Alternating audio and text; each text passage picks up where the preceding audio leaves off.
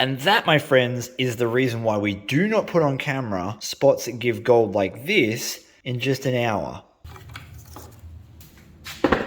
Right.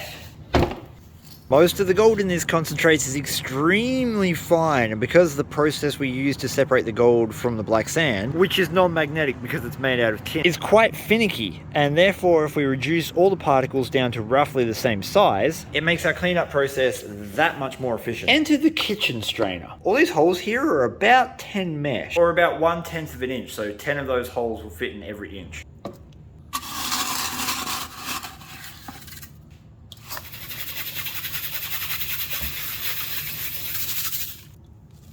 You can see if we're dealing with tiny gold, you really don't want these big ass rocks just hanging around, because they certainly are not made of gold and they take up a lot of room in the sluice box. We will of course check all of this stuff at the end for any nuggets.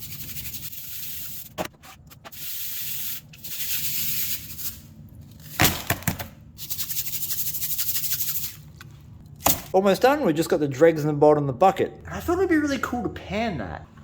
What's the saying? Don't call a day good until it's evening. Occasionally the gold will settle right to the bottom when you transport it home in the car, and that's where you end up seeing a bunch of gold. But we also might see nothing, because again, there's no guarantees in this game.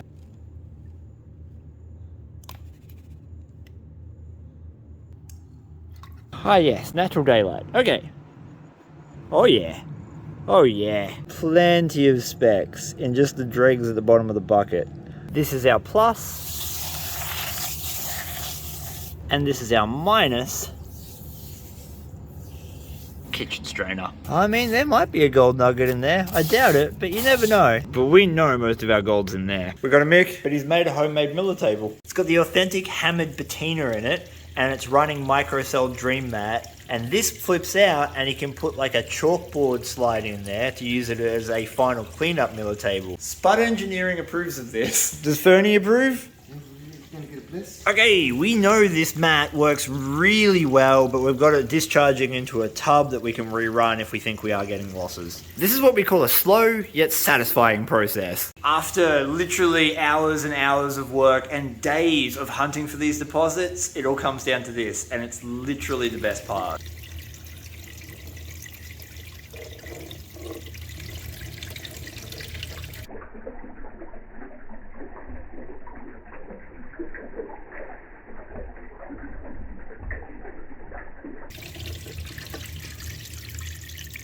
We forgot a key ingredient. When you're doing anything like this, you really need to have a surfactant in the water to make sure that it doesn't form any surface tension over your sluice mat. We got a run of bubbles down the center here that are in the cell pockets, and you can't pop them because there's no surfactant in the water. And that should help pop those bubbles.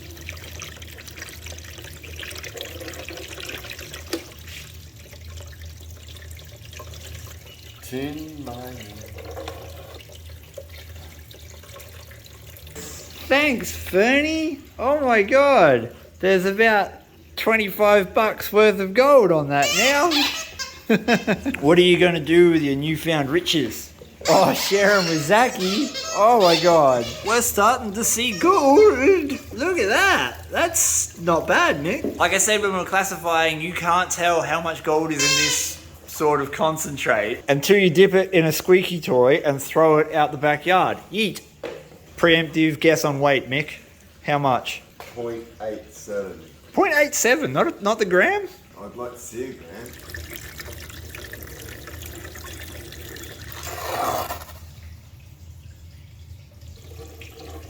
One day we're going to have to get a cleanup where we have nothing but gold in the top rows. That is a pretty sight. More of that, please. I mean, it's the end of the day and we've got lots of stuff to do, but we could go back to the creek and get more. The last of the Mary Poppins sugar going down old Betsy. You got to name this thing, Mick.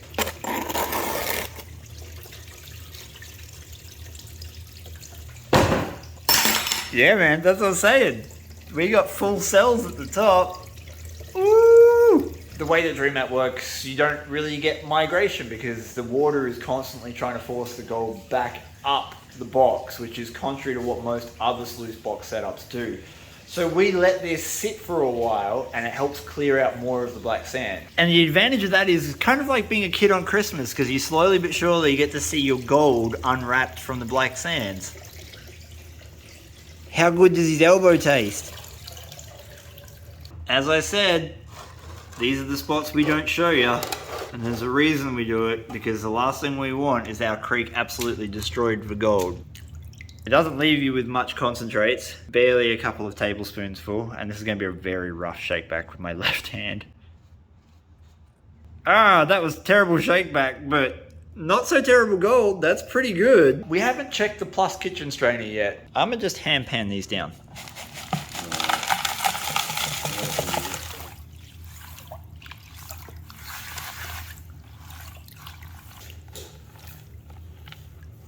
Here we go. Any nuggets. We've got a nice big bit of lead. Got a few bits of lead. No. No nuggets. No nuggets. No Any nuggets. shotties? Yeah, oh yeah. Now it's time to use my miller table to get it absolutely spotlessly clean.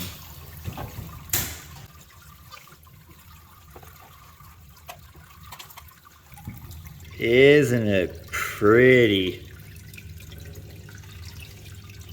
This is basically the same as a sluice box without any ripples. There's just a really, really slightly rough surface on this, kind of like fine grit sandpaper, that allows things like black sand and gold to stick. But because black sand is so much lighter than gold, it tends to just roll away the second you touch it.